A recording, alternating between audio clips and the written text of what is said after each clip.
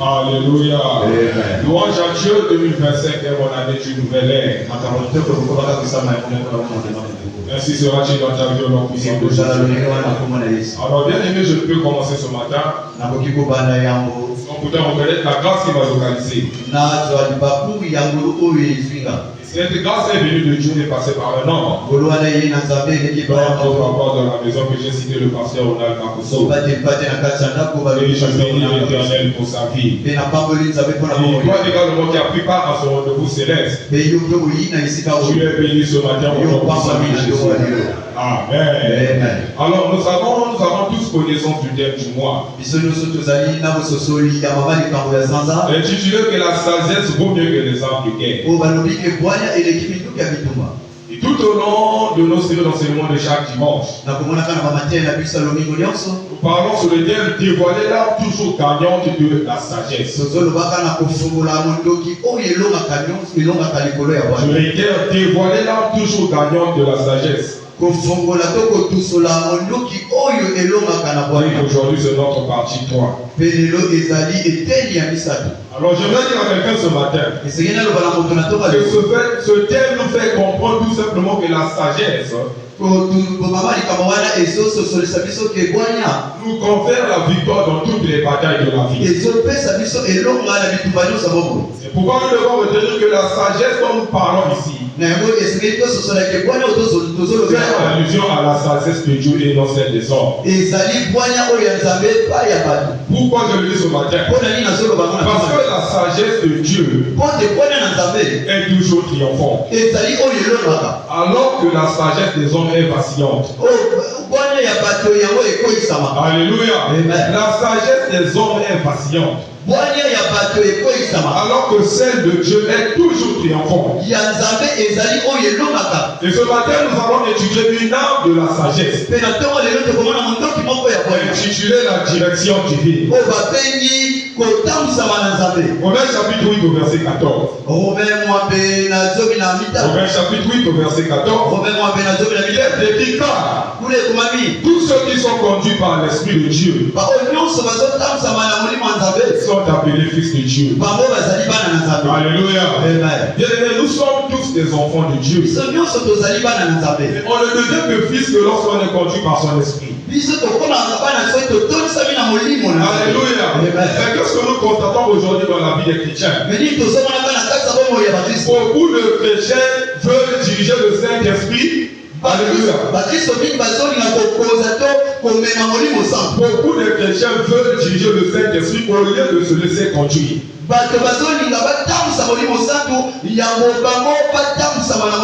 Alléluia. Et la plupart d'entre nous pensent que l'Esprit de Dieu est un instrument que nous pouvons utiliser à notre guise. Alléluia.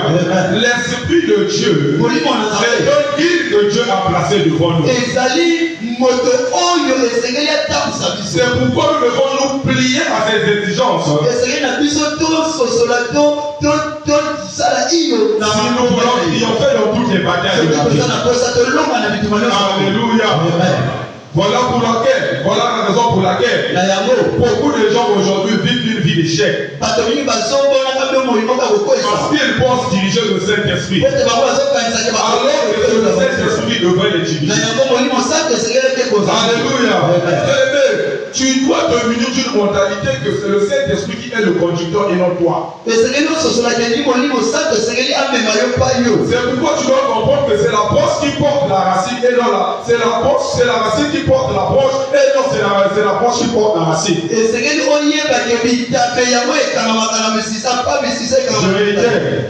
Tu dois comprendre que c'est la branche, ce n'est pas la branche qui porte la racine. C'est la racine qui porte la branche.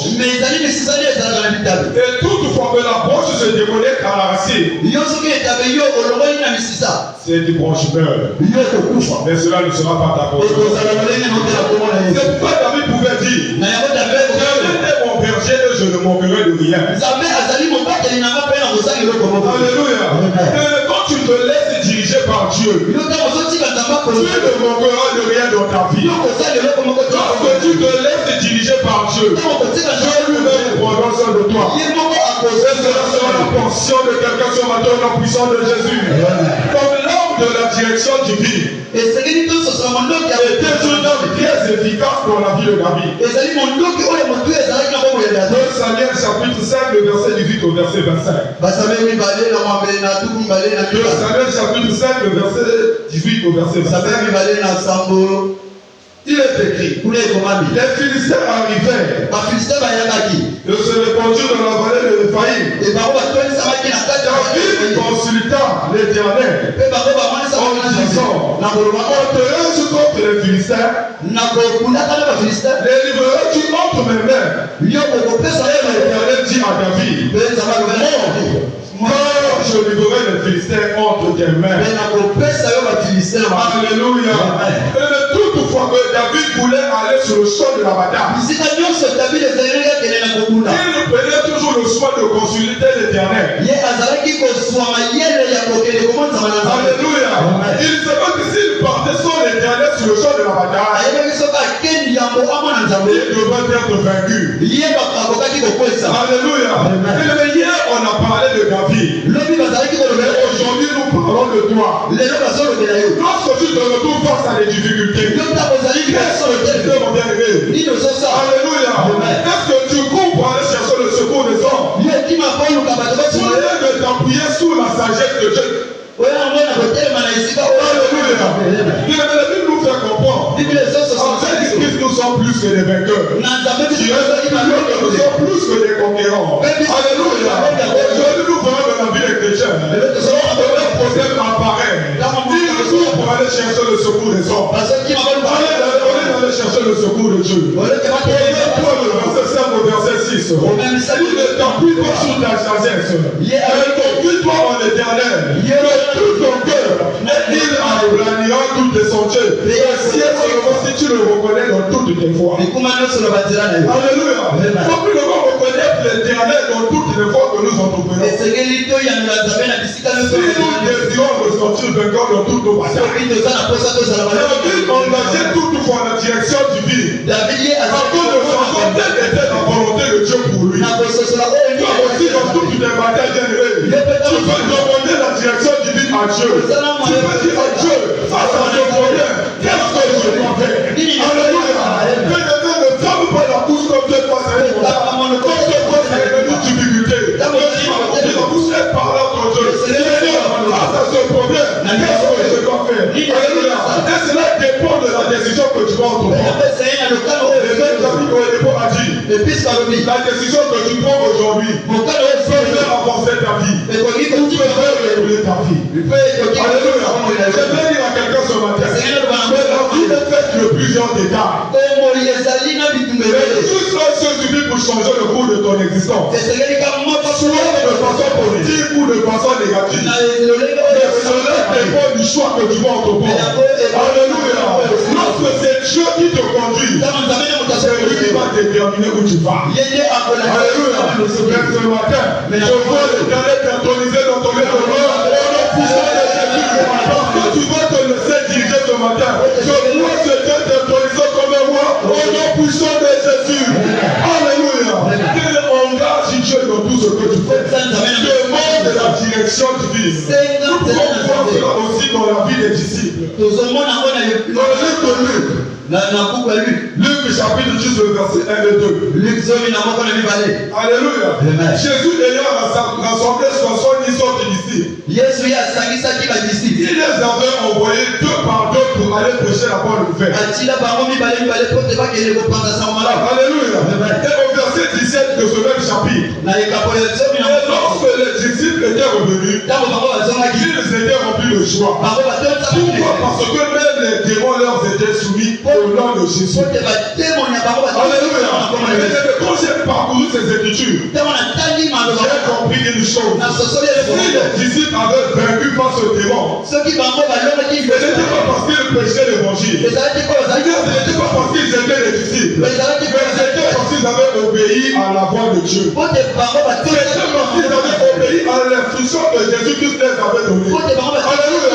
Et après cette obéissance, ils ont reçu le pouvoir de marcher sur les serpents, sur les scorpions et toute la puissance de l'ennemi. Parce que tu obéis à l'instruction de Dieu, tu dois dominer tous ces serpents au nom puissant de Jésus. Alléluia. Le coup de l'autorité spirituelle. Alléluia. Le coup de l'autorité spirituelle. Le copie de l'obéissance. Tu veux être rempli de l'autorité spirituelle. Tu veux être rempli de notre pouvoir. Alléluia. Allez, toi, obéir aux instructions. L'évêque David Olebo a déclaré la Bible, ce n'est pas seulement un livre d'histoire, mais c'est une manuel d'instruction. Quand nous rencontrons des difficultés dans nos vies, nous devons aller chercher dans la Bible une instruction qui va nous permettre de sortir de ce problème. Alléluia. Pas seulement la Bible pour aller chercher l'histoire de David, l'histoire de Salomon, mais cherche les instruments qui vont t'aider à triompher dans toutes les batailles. Tu es béni ce matin. Alléluia.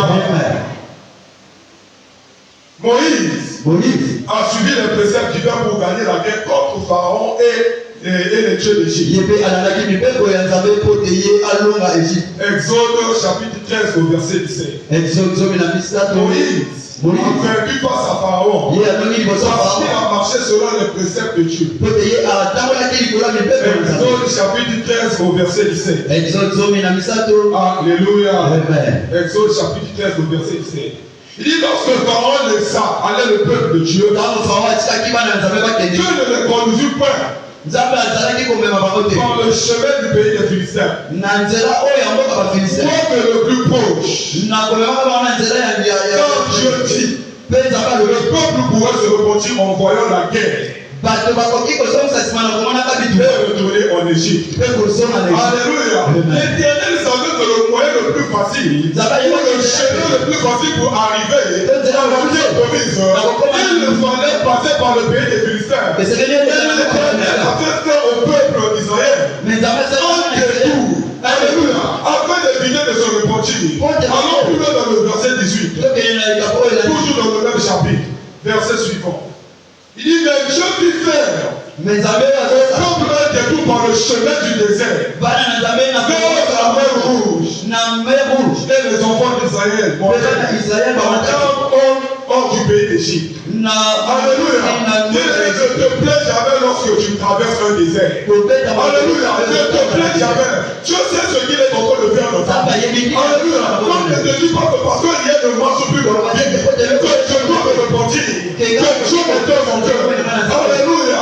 Laisse-moi te dire ce matin que ce moment de désert que tu traverses dans ta vie est une fois d'attente. Alléluia.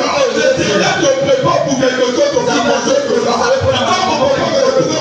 Tu le dis, ce que Dieu a préparé pour toi demain, est plus grand que ce que tu vis aujourd'hui. Alléluia. Bien regarde ce qu'il dit. Le chemin naturel de la vie. Alléluia. Si tes souffrances, si tes passés ne peuvent plus t'engloutir, parce que Dieu t'accordera la solution au puissant de Dieu. Alléluia. L'Éternel a fait faire au peuple d'Égypte un détour. Pour éviter qu'on puisse la faire repentir. Pourquoi? Parce que là-bas au pays des Philistins, il y avait une guerre. Combien sont ceux aujourd'hui qui sont sur le chemin de la bénédiction? Alléluia. Quand on leur marche au début, ils ne voient rien. Ils ont déjà se repentir que notre Dieu n'est pas avec nous. Ils ne voient rien. Je vais te poser une question ce matin. Avant que tu pries ce matin, est-ce qu'il y avait déjà quelqu'un qui avait prié avant toi? Il fallait que Dieu ne passe d'abord à quelqu'un d'autre avant de passer par toi. Alléluia. Il fallait que Dieu s'occupe de la situation de quelqu'un d'autre avant de s'occuper de ton problème. Alléluia. Et même quand tu passes par les déserts, quand l'Éternel te donne traverser un désert, c'est pas pour t'abandonner, mais c'est pour t'apprendre à vivre au dépôt de lui. Alléluia. C'est pour t'apprendre à vivre au dépôt de lui. Tu vas suivre sa direction divine. C'est qui va triompher dans toutes les domaines de ta vie. Alors on court à être conduit par l'Esprit et tu On peut être conduit par l'esprit de Dieu là. On est conduit par Dieu. Dieu marche devant nous. Alléluia. On est conduit par Dieu. Dieu marche devant nous. Quand on est conduit par Dieu, Dieu va avec nous. Quand on est conduit par Dieu, Dieu travaille avec nous. Marc chapitre 16 au verset 20. Si pendant qu'on allait prêcher, le Seigneur travaille avec eux, confirmer la parole par les miracles et les accomplissements. Alléluia. Donc quand tu laisses conduire par Dieu, Dieu travaille avec toi. Alléluia. Dieu prépare le chemin pour toi. Il nous tourne la voie vers ta destinée. Alléluia. Parce que là, tu dois garder tes yeux fixés sur lui. Lorsque Dieu te conduit, il te conduit sous ton trône au nom puissant de Jésus. Alléluia. Quand Dieu nous conduit, Dieu agit par nous. C'est 2 au verset 13. C'est Dieu qui produit en nous le vouloir et le faire. Alléluia. Donc si tu es aujourd'hui dans cette église, sache que c'est Dieu qui a engendré en toi cette conviction de venir. Donc ne te dis pas que tu es venu ici par ta propre pensée. C'est Dieu qui t'a conduit sur cette montagne. Et tu seras béni au nom puissant de Jésus. Alléluia. Nous avons vu comment Dieu a conduit Israël. Et aussi longtemps qu'ils ont suivi sa direction, ils ont combattu et ont gagné leur bataille. Exode chapitre 14, verset 14 au verset 3. Exode 14 au verset 3. Il dit l'Éternel combattra pour vous. Et vous garderez le silence. L'Éternel dit à Moïse, pourquoi c'est qu'il parle aux enfants d'Israël et qu'il marche. Verset suivant. Toi, ça c'est l'Éternel qui parle à Moïse. Et quand tu allais sur la mer, et les enfants d'Israël monteront au milieu de la mer. Alléluia. Si Moïse avait plus fort que la mer, c'est parce qu'il avait obéi à la direction de Dieu. Il avait obéi à l'instruction de Dieu. Alléluia. Toutefois, quand tu obéis à Dieu, l'Éternel place sur toi un certain pouvoir. Il te permet de commander le surnaturel. Il dit dans sa parole, je confirme la parole de mon serviteur. Et ce que bénisse des envoyés, je l'accomplis. Ce matin, je vois l'Éternel te sortir de ce problème. Au nom puissant de Jésus. Alléluia. Cela implique que suivre les préceptes des Écritures donne toi aux croyants à une victoire spirituelle. Psaume 119, le verset 105. Il est écrit que la parole de Dieu est une lampe à mes pieds. Et une lumière sur mes sentiers. Dans cette écriture, la parole de Dieu est le canal majeur qui doit nous guider dans notre marche chrétienne. Toutefois, nous nous écartons de la parole de Dieu. Nous nous écartons de notre destinée. Notre destinée se trouve contre les mains de Dieu. Qui ne soit pas pauvre. Alléluia. Donc nous devons garder ces préceptes. Afin de triompher sur toutes les batailles de la vie. Et toi, tu vas triompher au nom puissant de Jésus. Je dis que tu vas triompher au nom puissant de Jésus. Parce que l'Éternel, ton Dieu, va te conduire. Tu ne tomberas jamais de rien au nom puissant de Jésus. Pour le Seigneur. Alléluia. Ce matin, tu es là parmi nous. Tu sais que ce n'est pas Dieu qui conduit ta vie. Tu sais que tu vis au dépend de toi-même. Lève tout simplement ta main, on va faire une prière.